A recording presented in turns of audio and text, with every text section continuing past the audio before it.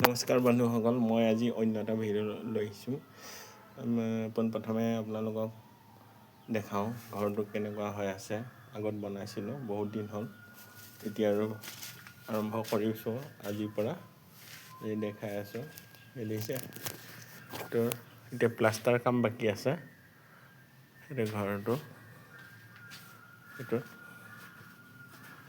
এইটো ৰুম, এইফালে পথাৰ, এইফালে পানী টেংকিৰ কাৰণে প্ৰফেশ্যনেলটো ৰখা হৈছে। টেংকি লেট্ৰিন স্মল আৰু ইয়াত কোনো থকা নহয় বিশেষকৈ।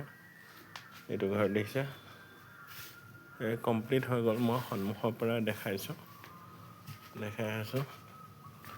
এইকেইটা ৰুম। মুঠতে মানে 4টা ৰুম আৰু এখন মজিয়া হয়, এখন বাৰাণ্ডা,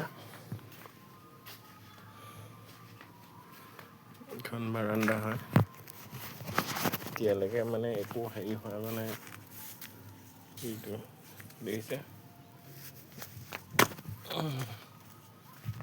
এইফালে পথাৰ।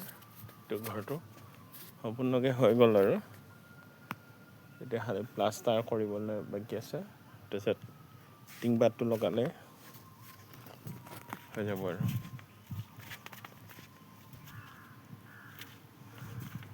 দূৰৰ পৰা দেখাইছোঁ।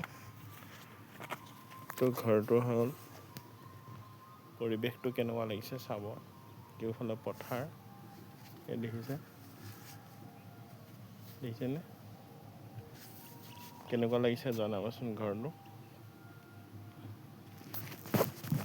ঠিক আছে, আজিলৈ আহিছোঁ।